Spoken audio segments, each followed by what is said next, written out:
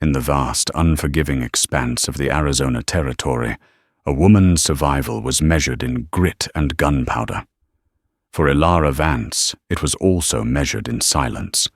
Orphaned by violence and raised by the wilderness itself, she was a ghost, a whisper in the canyons, known only to the hawks and the wind. Her world, built on solitude and self-reliance, was a fortress of her own making. But no fortress can stand against a prophecy. One blistering afternoon, as the sun beat down on her isolated homestead, that prophecy arrived in the form of 7 colossal Apache warriors, their shadows stretching long and ominous across the dust. They hadn't come for water or for war. They had come for her. The silence of Bitter Creek was a living thing. It was Ilara Vance's oldest companion, her most trusted confidant. It had settled into the bones of her small, sturdy cabin, nestled itself in the needles of the sentinel pines, and flowed with the shallow, life-giving water that gave the hollow its name. For 10 years since the grizzled trapper, Jedediah had finally succumbed to the cough in his chest, that silence had been broken only by the crack of her rifle, the nicker of her dun mare dust, or the soft hum of her own voice as she went about her chores. She was 22 now, though she looked both younger and older. Her face, framed by a wild mane of sun-bleached brown hair, was free of the lines of city worry, but etched with the faint, hard-won marks of survival. Her eyes were her most striking feature, a startling shade of pale, stormy grey, the colour of the sky just before a cloudburst. They missed nothing. They saw the flicker of a lizard's tail on a rock 50 yards away, the subtle shift in a mule deer's ear that signalled unease the precise moment a rabbit would bolt from its cover. Her life was a rhythm of necessity. Mornings were for checking her trap lines, the ones Jedediah had taught her to set with such skill that they left no scent of man. Afternoons were for tending her small walled garden, a patch of defiant green in a world of ochre and brown, where she coaxed squash beans and tough-skinned tomatoes from the parched earth. Evenings were for cleaning her weapons, a Winchester .73 that felt like an extension of her own arm, and a Colt Peacemaker that rested easy on her hip, while the scent of rabbit stew or roasted corn filled the single room of her cabin. She was a phantom to the few who passed through this territory. Prospectors chasing rumors of gold sometimes saw a flicker of movement in the high rocks and dismissed it as a trick of the heat. A lost patrol from Fort Bowie once found a trail of expertly bound snares and marveled at the skill, never knowing the hunter was a lone woman who could track them as easily as they tracked a column of smoke. They called the unseen inhabitant the Ghost of Bitter Creek, a local legend whispered around campfires.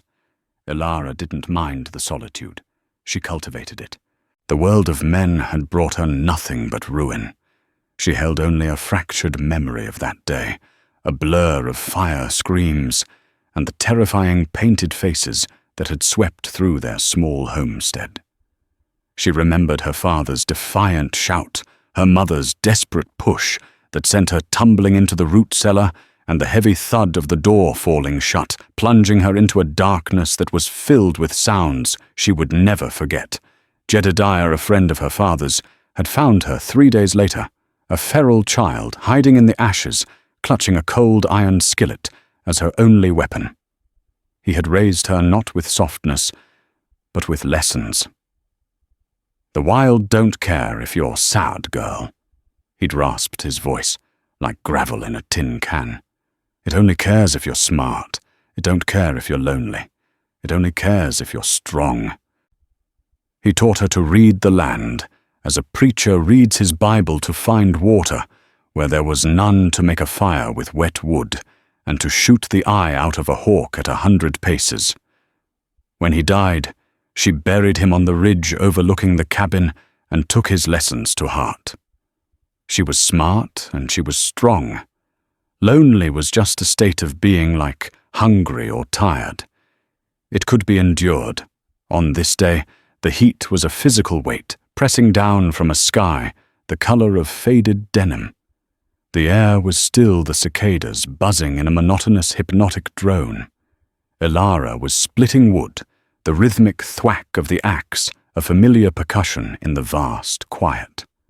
Her sleeves were rolled up, revealing sinewy sun-browned forearms. A sheen of sweat slicked her brow, and she paused, wiping it away with the back of her wrist, her grey eyes scanning the perimeter of her clearing out of pure, ingrained habit. That's when she saw it, a flicker of movement on the far ridge. Not deer. Not coyote. Too large. Too deliberate. She didn't run. She didn't shout. Her movements became fluid, economical. The axe was left buried in the splitting block. In 3 silent steps, she was inside the cabin. The heavy wooden bar slammed across the door. Her Winchester was in her hands before the bar had fully settled. She moved to the small shuttered window, nudging it open a crack with the barrel of her rifle. Her heart wasn't pounding with fear, but with a cold, steady beat of readiness. Fear was a luxury Jedediah had taught her to discard. They came not with the wild rush of a raid, but with the slow, deliberate pace of an avalanche. 7 of them. They were Apache, that much was clear from their bearing, their high moccasins, and the hard sculpted lines of their faces. But they were unlike any she had seen before.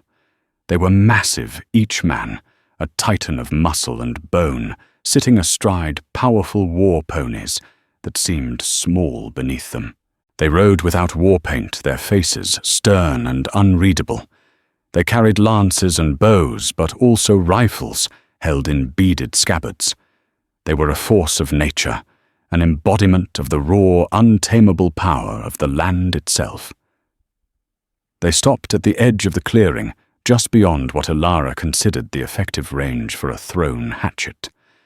They sat their horses in a silent, intimidating line, their dark eyes fixed on her cabin. The leader, a man with streaks of grey at his temples and an aura of immense calm, raised a single open hand, a sign of peace. Elara's finger remained on the trigger of the Winchester. A sign of peace could be a prelude to a ruse. She had seen it before. The silence stretched, pulled taut like a bowstring. The cicadas seemed to have fallen quiet, holding their breath. Dust, her mare shifted nervously in the small corral, her ears twitching. Finally the leader dismounted. His movements were graceful, betraying a power that was controlled, not constrained. He walked forward alone, his steps measured and confident, stopping a good 30 yards from the cabin door. His voice, when he spoke, was a low rumble like distant thunder, and it carried easily in the still air. He spoke in the trader's English, clear and carefully formed. "Woman of the grey eyes." He called out his gaze, unwavering on the dark slot of the window where he knew she was watching. "We have not come to bring you death. We have not come to take your land or your horse. We are warriors of the Chiricahua. I am Kyle. We have traveled far following the signs of the spirits and the words of our shaman." Elara remained silent, the rifle stock cool and solid against her cheek. Kyle waited, showing no impatience. He stood under the brutal sun as if it were a gentle spring day. Behind him, the other 6 warriors remained mounted still as stone effigies. One, a brute of a man with a chest as broad as an oak barrel, shifted his hand, resting on the hilt of a massive knife. Another, younger, and with an eager, intense look, watched the cabin with a kind of burning reverence. "We know you are alone," Kyle continued, his voice resonating with a strange certainty. "We know you are the one the spirits have foretold. We have not come to harm you. We have come to ask for your hand in marriage." The words dropped into the profound silence of Bitter Creek and shattered it completely. Ilara's breath hitched. The world, which for so long had been a simple, brutal equation of survival, suddenly tilted on its axis. Her finger, steady as a rock a moment before, trembled on the trigger. Marriage. It was a word from another lifetime, a concept as alien and distant as the moon. And it was being offered by 7 of the most formidable men she had ever seen, whose people were ghosts in the stories that kept settlers in the forts at night. The fortress of her solitude had not just been breached, it had been laid siege by an army of suitors she could never have imagined. Ilara's world, once governed by the predictable cycles of sun and season, had been thrown into chaos. For 2 days she remained barricaded inside her cabin, a prisoner in her own home. The 7 warriors remained at the edge of her clearing, a silent, unmoving testament to their unnerving patience. They made a small, smokeless fire at night. They tended to their horses. They spoke little. But their presence was a constant, oppressive weight. She watched them through the crack in her window, studying them, trying to decipher the incomprehensible. They were not behaving like a war party. They were not behaving like anything she understood. The leader Kyle was clearly in command. His authority was quiet but absolute. When he spoke, the others listened. The brutish one, whose impatience was a palpable force, she heard the others call Taza. He paced often, his glare fixed on the cabin, as if he could burn it down with his eyes alone. There was a young one, Geron, whose face held a look of awe-struck wonder as he stared at her small homestead. He seemed to be the most idealistic, the most genuinely caught up in whatever mission this was. Another, a man lean and sharp as a shard of obsidian, was Kirik. He was the tracker. He rarely stayed in one place, his eyes constantly scanning the surrounding rocks, and Scrub reading a language Ilara herself knew well. Then there was Nakai, whose movements were smoother, more deliberate than the others. He seemed to be the orator or diplomat, often speaking in low, persuasive tones to the others. The last 2 were more enigmatic. One was heavily scarred, a man called Loco, whose gaze was wild and unpredictable. The other, Mangas, was older, stern, and carried himself with a rigid formality, a keeper of traditions. On the morning of the 3rd day, her water barrel running low and her resolve fraying, Ilara knew she could not outlast them. This was a battle of wills, and theirs seemed forged from the very mountains they came from. Unbarring the door, she stepped out, her Winchester held loosely but ready at her side. The sun was sharp, the air crisp. All 7 warriors rose to their feet as one.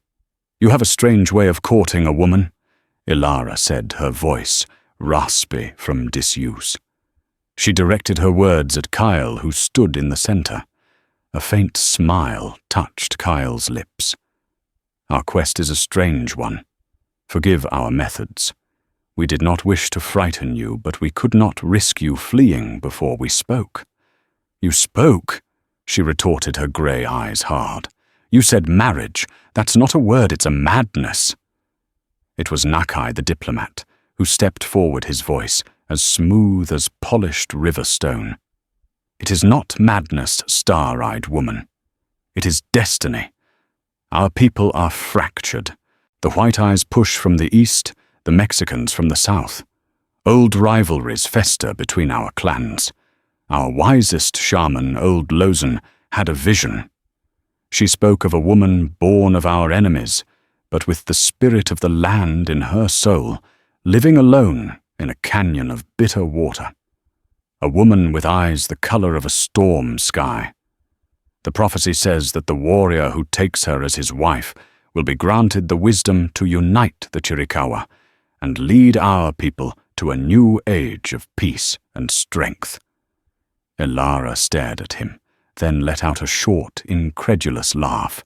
"A prophecy you rode all this way because an old woman had a dream," "It was more than a dream," said Mangus the traditionalist, his voice stern.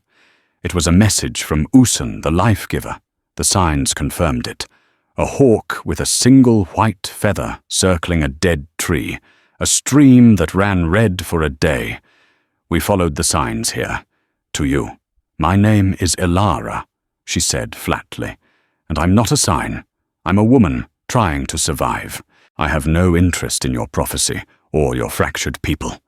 Taza, the massive warrior, took a menacing step forward.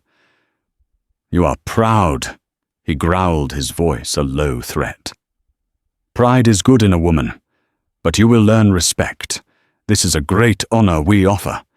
Any Apache maiden would kill for this chance." "Then go find an Apache maiden." Elara shot back, her grip tightening on her rifle. "I'm not for sale, and I'm not a prize to be won to fulfill some legend." Geron, the young warrior, looked crestfallen. "We do not see you as a prize," he said earnestly, his voice full of sincerity. "We see you as the mother of our nation's future. The prophecy says your strength will pass to our children, that your wisdom will guide our counsels." Elara felt a wave of dizziness. This was too much. Mother of a nation. She who had barely spoken to another human in a decade, who considered a successful day, one where she had enough food and her cabin was secure.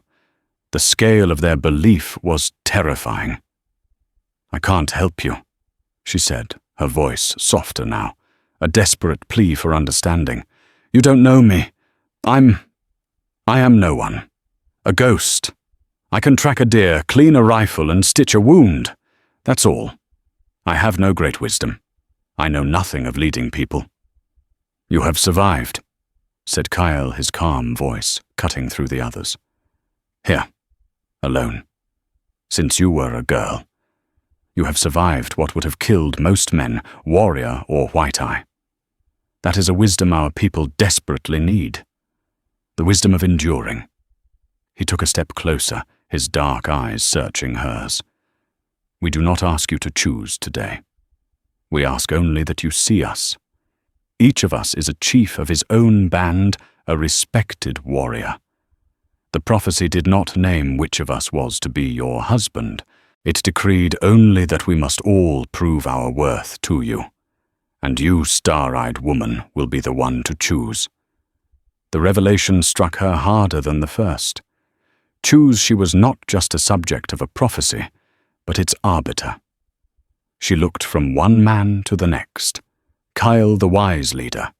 Taza, the embodiment of brute force. Geron, the hopeful idealist. Chirik, the silent observer. Nakai, the silver-tongued diplomat. Loko, the unpredictable storm. Mangas, the stern traditionalist. They were not a unified group of suitors. They were rivals. 7 different paths, 7 different futures she did not want laid out before her. "And if I refuse to choose?" she asked, her voice a low whisper. Kyle's expression became grave. "The prophecy is clear. The choice must be made. If you refuse, our people believe a great curse will fall upon us, and the Chiricahua will fade into dust like a forgotten trail. We cannot allow that. We will not leave." The finality in his tone chilled her to the bone. It was not a threat, but a statement of unshakable fact. She was trapped. Trapped not by ropes or bars, but by the iron will of their faith. She looked past them to the vast, empty wilderness that had always been her sanctuary. For the first time in her life, it felt like a cage. The 7 warriors were the bars, and their impossible prophecy was the lock. Her quiet, solitary life at Bitter Creek was over. A new, terrifying chapter had begun, one in which she was no longer the ghost, but the unwilling goddess of a faith she could not comprehend. The days that followed settled into a bizarre and tense routine. The warriors, true to Kale's word, made no move to harm or coerce her. Instead, they began a silent, competitive pageant of skill and prowess, each man attempting to prove his worth according to his own nature. They transformed the clearing around her cabin into a stage for their unspoken contest. Tarza was the first to make a grand gesture. He disappeared at dawn one morning, returning by midday, dragging a colossal prize behind his pony, a massive grizzly bear, its dark fur matted with blood. He'd slain it with only a lance and a knife, a feat of almost superhuman strength and bravery. He laid the carcass before her cabin, a proud, possessive gleam in his eyes. A strong husband provides meat and protects his family from the greatest dangers, he declared, his voice booming in the quiet canyon. Elara looked at the magnificent dead creature and felt not awe, but a profound sadness. It was a display of power, yes, but also of dominance and death. Geron's approach was the opposite. He noticed the wobbly gait on her small corral, its leather hinges frayed and rotted. While the others were out hunting or observing, he spent an entire afternoon meticulously carving new hinges from a piece of seasoned oak he found by the creek. He worked with a patient, focused grace his hands, which were equally capable of wielding a bow, showing a surprising gentleness. He repaired the gate, and without a word left a small, intricate carving of a hawk on one of the posts. It was a gift of service, of quiet observation and care. It touched a part of Elara she thought had long since withered. Nakai the diplomat tried to win her with words and gifts of beauty. He presented her with a deerskin pouch filled with brilliant blue turquoise stones, their color as vibrant as the sky. Beauty should be adorned with beauty, he said, his voice a hypnotic murmur. He told her stories of his people, of the stargazers and the dancers, painting a picture of a life filled with community and culture that was both alluring and alien to her. He was charming, and Elara knew he was dangerous for that very reason. His words were a carefully woven trap, and she was wary of them. Kirik the tracker was perhaps the most subtle. He said almost nothing to her directly. Instead, he would leave small things for her to find. A bundle of rare medicinal herbs left on her doorstep, the kind that eased fever. A natural spring, hidden deep in a rocky alcove, she had never discovered its location, marked by a carefully placed arrow shaft. He was showing her that he saw the world as she did, as a tapestry of secrets and signs. He was proving he could not only survive in this land, but understand its deepest whispers. His was a courtship of shared language, a silent communion. The two outliers, Loco and Mangas, were more difficult to read. Mangas held himself aloof, his stern face a mask of judgment. He seemed to disapprove of the other's direct attempts to woo her. His worth, he seemed to imply, was inherent in his rigid adherence to tradition and honor. He would sit for hours straight-backed and unmoving, a living statue of the old ways. He was not trying to win her over. He was waiting for her to recognize his inherent superiority. Loco was even more unsettling. Scarred and brooding, he was a whirlwind of chaotic energy. One day, he would bring her a fistful of delicate, brilliant wildflowers. The next, he would spend hours hurling his knife with terrifying accuracy into a tree trunk, his face a mask of rage. He was showing her his dual nature, a capacity for gentleness and a terrifying capacity for violence. He was a storm, and he seemed to be offering her the chance to be its center. Kyle watched all of this with a calm, discerning eye. He did not participate in the overt displays. His test was one of intellect and leadership. He would point out how Tarza's hunt had drawn coyotes closer to the hollow, forcing them to be more vigilant. He would quietly praise Geron's craftsmanship, noting how a small act of care could prevent a larger problem later. He engaged Elara in conversation, asking not about prophecies, but about her life. He wanted to know how she read the weather in the clouds, how she knew which plants were safe, how she had set the sturdy foundation of her cabin. He was not showing her what he could do. He was showing her that he saw and valued what she could do. He was the only one who seemed to see past the star-eyed woman and recognize Alara Vance. This prolonged, surreal courtship was taking its toll. Alara felt like a specimen under glass. Her every move, watched her every reaction catalogued. The warriors' rivalries were beginning to simmer, creating a tension so thick she could feel it in the air. Taza sneered at Geron's woman's work. Nakai's smooth words often contained veiled insults toward Mangus's rigid silence. Meanwhile, word of the strange gathering at Bitter Creek had begun to travel. A lone prospector, stumbling upon the Apache encampment, had fled in terror, babbling in the nearest town of Redemption about a war party and a captive white woman. The town of Redemption was a hard-scrabble place, built on suspicion and a deep-seated fear of the Apache. The story grew with each telling. One afternoon, as Alara was salting the grizzly hide Taza had provided, waste was a sin she could not abide. The sound of shod horses echoed from the canyon mouth. It was a different sound from the Apache ponies, heavier, more deliberate. Sheriff Brody of Redemption arrived with a posse of 5 grim-faced deputies. Brody was a man whose authority came more from the size of his gut than the sharpness of his mind. His face was florid, his eyes small and suspicious. "Miss Vance," he called out his posse, fanning out behind him, their hands hovering over their pistols. "We heard you might be in some trouble out here." Before Alara could answer, the 7 Apache warriors materialized from the trees and rocks, forming a silent, formidable wall between her and the posse. The air crackled with hostility. "This is my land," Alara said, stepping forward, her voice steady. "I'm in no trouble." Brody's eyes darted from her to the 7 warriors and back again, his suspicion curdling into disbelief and disgust. "No trouble. You're surrounded by a band of Chiricahua renegades, and you call it no trouble. We're here to escort you back to town. For your own safety." "I am safer here than I would be in your town," she said coldly. The sheriff's face darkened. "Now you listen to me, miss. We got laws. A white woman consorting with savages. It ain't right. It ain't natural.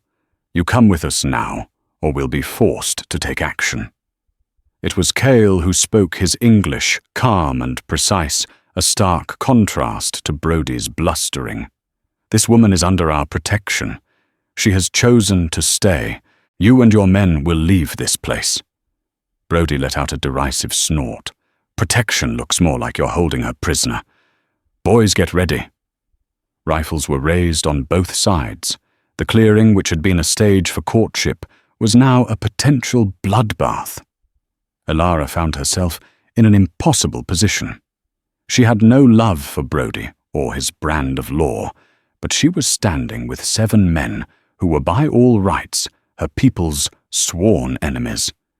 Yet in that moment, as she saw the contempt on Brody's face and the quiet resolve on Cale's, she knew where the greater threat lay. "Sheriff," she said, her voice ringing with an authority that surprised everyone, including herself. "These men are my guests. If you fire on them, you fire on me. Now get off my land." Her words hung in the air. Brody stared flabbergasted at this wild woman of the canyon, siding with the Apache against her own kind. He saw the unwavering line of warriors, the deadly certainty in their eyes, and he saw the woman with the storm-grey eyes holding a Winchester as if she'd been born with it. He was outmatched, and he knew it. With a curse, he spat on the ground. "Have it your way, Injun lover. But don't come crying to us when they slit your throat. This ain't over." He wheeled his horse around, and the posse retreated, their angry muttering hanging in the air like dust. As they disappeared, the tension in the clearing slowly dissipated, but something had irrevocably changed. The outside world which Alara had so long held at bay had come crashing in. And in defending her unwanted guests, she had inadvertently cemented an alliance. She had made her choice not for a husband, but for a side, and she had a sinking feeling it was a choice that would bring fire and blood down upon them all. The departure of Sheriff Brody's posse did not bring relief, only the cold certainty of a coming storm. The confrontation had shattered the strange peace of their arrangement. The warriors were no longer just suitors, they were protectors, and Elara was no longer just a prize. She was the axis upon which a deadly conflict now turned. "They will be back," Chirrut said that evening, his voice a low rasp. He had been tracking the posse's trail. They did not ride straight for redemption. They circled west. They are gathering more men. "They are fools," Taza spat, sharpening his huge knife on a whetstone, the rhythmic scrape setting Elara's teeth on edge. "Let them come. We will water this thirsty ground with their blood." "Blood will not solve this," Kyle countered, his gaze fixed on the darkening canyon mouth. "Brody is a dog, but he is a dog with a master. A man like that does not risk a fight with 7 warriors for the sake of a woman he does not know." Kyle's words resonated with Elara. Brody's concern hadn't felt genuine. It had felt like an excuse. There was another layer to this she couldn't see. "There's a man," she said, thinking back to the few times Jedediah had taken her to town as a child. "Elias Thorne. He owns the big ranch south of here, the Circle T. Jedediah always said Thorne had a thirst for land that no river could quench. My creek. It's the only reliable water for 20 miles in any direction. Thorne tried to buy this land from Jedediah years ago. Jedediah told him to his face he'd rather bargain with a rattlesnake." Nakai nodded slowly, his expression thoughtful. "A man with land has power. A man with water in this territory has the power of a king. This Thorne uses the sheriff to get what he cannot buy. He will use the story of the captive white woman." Geron added, his young face troubled. "He will tell the townsfolk that we are savages who have stolen one of their own. They will ride with him not for land, but for what they believe is justice." The pieces clicked into place with grim finality. This wasn't just about her or even the prophecy. It was about land water and greed, the holy trinity of conflict in the West. She was merely the convenient pretext the spark Thorne needed to light his fire. The knowledge hardened her. For years she had asked only to be left alone. Now this man Thorne, a man she had never even met, was using her existence to incite a war that would destroy her home and kill the men who, for all their strangeness, had treated her with a bizarre form of respect. An unfamiliar anger, cold and sharp, began to smolder within her. "This is my home," she said, her voice low and fierce. "Thorne is not taking it." She looked at the 7 warriors, their faces illuminated by the flickering firelight. "And he is not going to use me as an excuse to murder you." For the first time, she saw a unified look of respect in their eyes. She was no longer just the object of their quest. She was an active participant in their shared fate. The next few days were spent in preparation. The easy rivalry of their courtship was replaced by the focused energy of a war council. Here, Elara's skills were not just valued, they were essential. She knew the land around Bitter Creek intimately, every cave, every game trail, every natural choke point. With Chirrut at her side, she traced maps in the dirt with a stick, the two of them communicating in a shorthand of gestures and clipped phrases that the others struggled to follow. She showed them the high ridge that offered a perfect sniper's nest, the narrow, scree-filled ravine that would be a death trap for a large group of riders, and the hidden spring that would allow them to hold out for weeks if necessary. She was transforming her sanctuary into a fortress, her home into a battlefield. Working alongside them, she began to see them more clearly. She saw Taza's brute strength being channeled by Kale into building formidable rock barricades. She saw Geron's steady hand fletching dozens of arrows with deadly precision. She saw Mangus, the traditionalist, performing a solemn ritual, his low chant, a prayer for strength and victory that was both unnerving and strangely comforting. Nakai surprisingly proved to be an excellent strategist, thinking not just of the battle, but of its aftermath. "If we kill them all, more will come," he argued. "We must defeat them in a way that breaks their will to fight, not just their bodies." Kyle listened to everyone, his calm presence a steadying force. He synthesized their ideas, his mind shaping the coming conflict. But it was Alara he watched the most. He saw the way she moved, the economy of her motion, the way her eyes constantly scanned the terrain. He saw a warrior spirit that matched any of his men. One evening, as she was cleaning her Winchester, Kyle approached her alone. "You are not what I expected, Ilara Vance," he said quietly. "And you are not the savage beast the stories make you out to be," she replied without looking up. "The prophecy said the star-eyed woman would be our salvation," he continued. "Our shaman believed it meant one of us would forge a bond with you through marriage, and your spirit would enter our people. But now, I begin to think the prophecy meant something else entirely." "What do you mean?" she asked, pausing her work to look at him.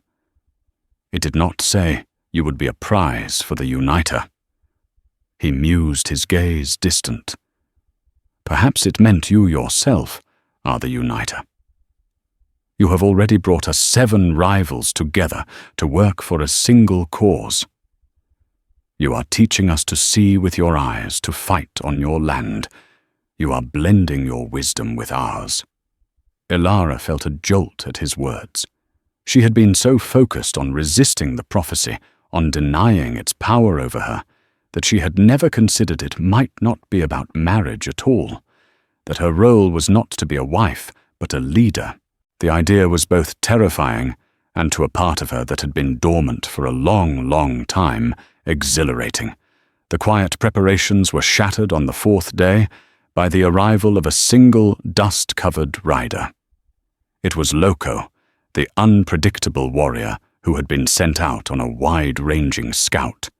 He galloped into the clearing, his horse lathered, his scarred face grim.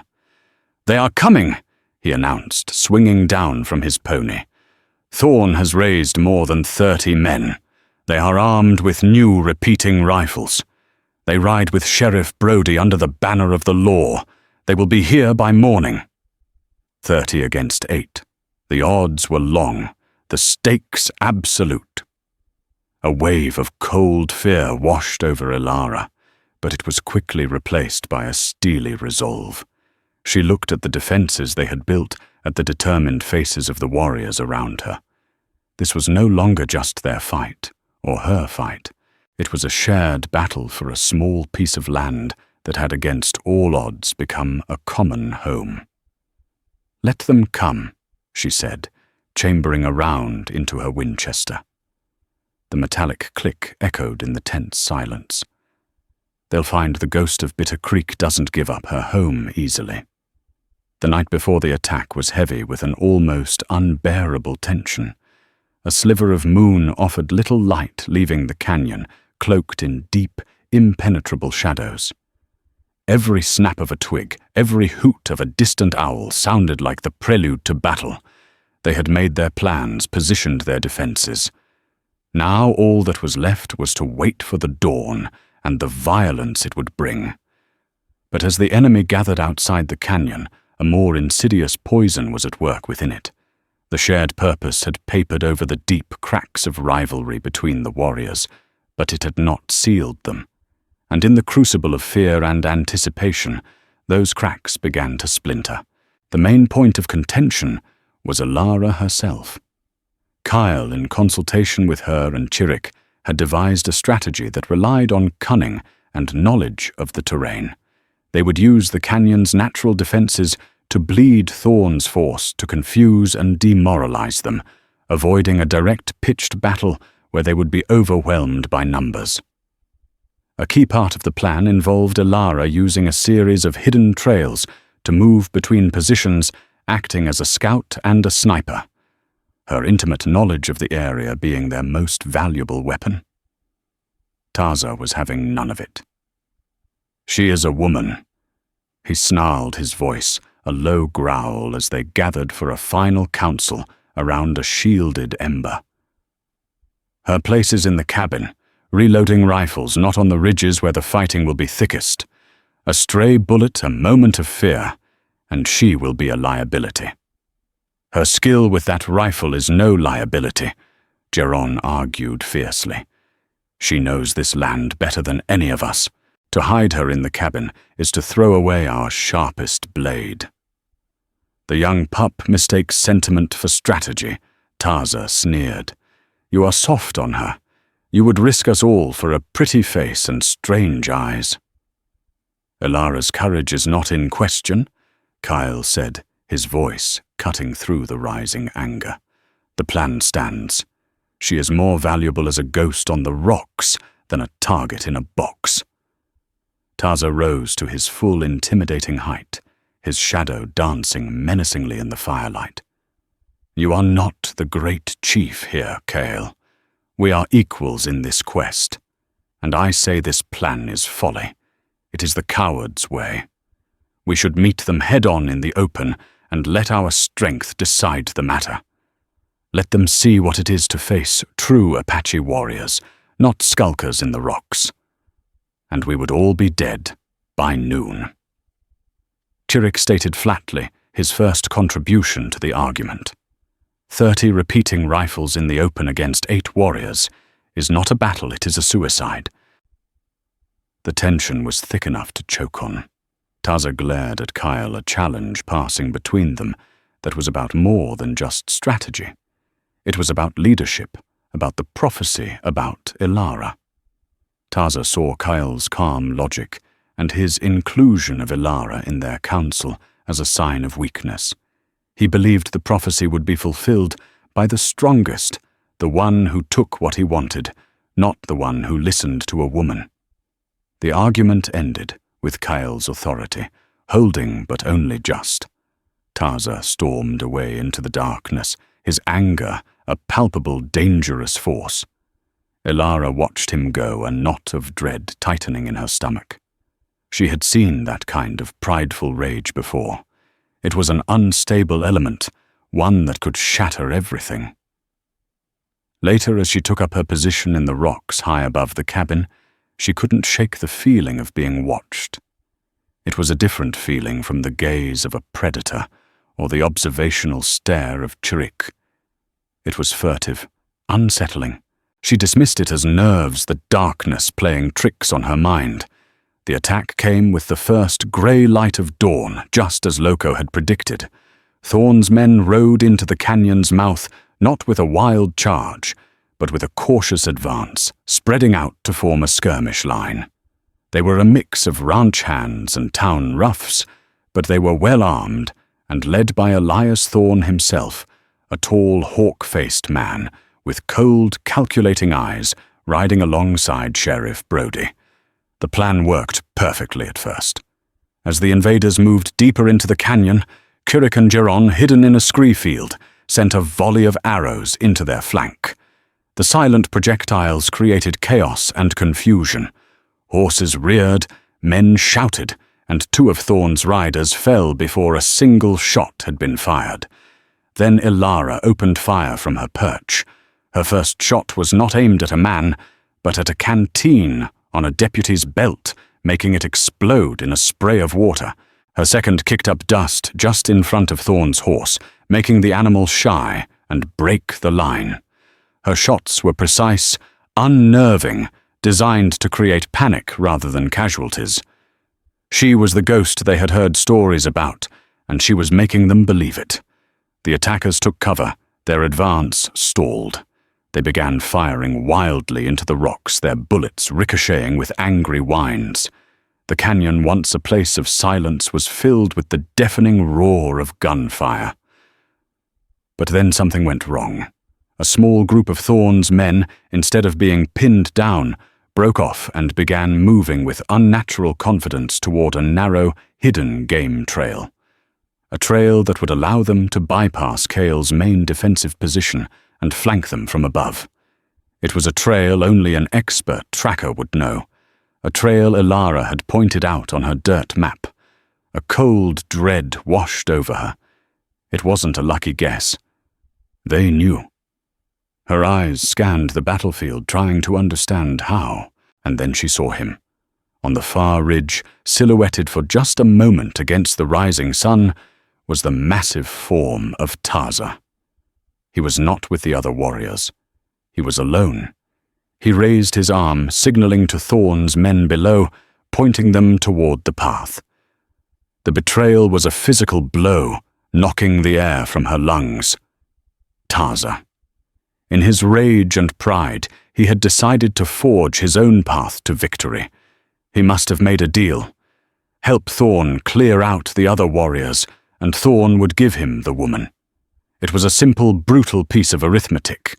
He would win the prize not by proving his worth, but by eliminating the competition. The serpent had been inside their garden all along. "Cale!" Her voice was a desperate scream, barely audible over the gunfire. "It's a trap. They're flanking you from the west trail. Tarza is with them." Below, she saw Cale's head whip around his eyes, finding the flanking party just as they began their ascent. The carefully laid plan was in ruins. They were about to be caught in a deadly crossfire. The battle for Bitter Creek had just become a desperate fight for survival, betrayed from within by one of their own. The revelation of Tarza's treachery hit like a physical blow. As Thorne's men, guided by the traitor, began scrambling up a hidden path to flank them, Elara's desperate scream cut through the gunfire. "Cale! It's a trap! They're flanking you from the west! Tarza is with them!" Cale reacted instantly, seeing the deadly pincer movement forming. "Fall back to the cabin!" he roared. The retreat was a chaotic scramble across open ground, with bullets kicking up dust at their heels. The older warrior Mangus went down with a bullet in his thigh. Without hesitation, young Geron hoisted him up, half dragging him toward safety as Cale and Nakai laid down covering fire. They all tumbled through the cabin door, just as Elara and Chirik arrived from their posts, slamming the heavy bar home. They were trapped, besieged their own brother, now counted among their enemies. Inside, the air was thick with gunpowder and the smell of blood. Thorne's men surrounded the cabin, their bullets thudding into the log walls. They were pinned down a matter of time before being overrun or burned out. "The root cellar," Elara said suddenly, her mind racing back to the childhood hiding place that had saved her once before. "There's a ventilation shaft. It leads out behind the woodpile." A desperate hope ignited. Kyle seized on the chance. "Chirik, you are the leanest. Get out, circle behind them. Create a diversion. We will be ready." As Chirik disappeared into the darkness of the cellar, the minutes stretched into an eternity. Thorne's voice boomed from outside, demanding they send out the woman in exchange for their lives, a lie they all recognized. Suddenly, a single rifle shot, and a piercing Apache war cry erupted from behind the attacker's line. Chirik had made it. "Now," Kyle commanded. Nakai and Geron threw open the window shutters, unleashing a furious volley into the confused enemy. Simultaneously, Elara kicked open the back door, her Colt peacemaker barking, catching Thorne's men in a devastating, three-sided crossfire. Their organized siege collapsed into panic. Amid the chaos, Tarza charged from the ridge, his massive knife drawn, aiming straight for Cale to finish their rivalry. At the same time, Loco, the wild-eyed warrior, sprinted with a terrifying scream, not at the cabin, but directly at Elias Thorne. Before the land baron could react, Loco was upon him in a flash of vengeful steel. Seeing their leader fall, Sheriff Brody and the remaining posse broke and fled in a rout. The gunfire faded, leaving only the sounds of the duel between the two Apache. Kyle, faster and more cunning, disarmed his stronger opponent, sending Taza sprawling with a knife to his throat. "You have no honor!" Kyle panted, ready to deliver the final stroke. "No!" Ilara's voice cut through the silence. She walked towards them, her pistol lowered. "Don't kill him. That is the White Eye's way. Let him live with his dishonor. Let your people judge him." Kyle stared at the traitor, then at Ilara, recognizing the greater strength in her plea for justice over vengeance. He pulled the blade away and rose, turning his back on Taza, in ultimate contempt. The siege was over, the victory won, but forever scarred by betrayal. The aftermath of the battle was a grim tableau under the harsh Arizona sun. The living moved with the heavy exhaustion of survivors, burying the dead and tending to the wounded.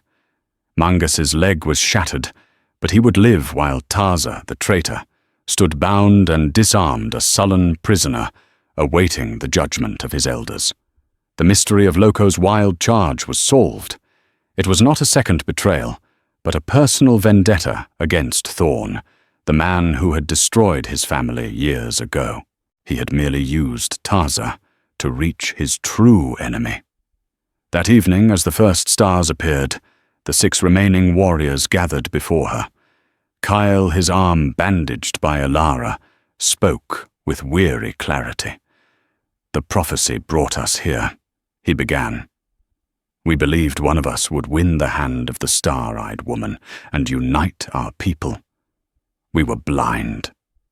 His gaze met Ilara's, filled with a profound new respect. "It was you who united us against a common foe. You taught us, you led us in battle, and you showed us a strength in mercy we had forgotten. The prophecy was not a map to a prize. It was a riddle.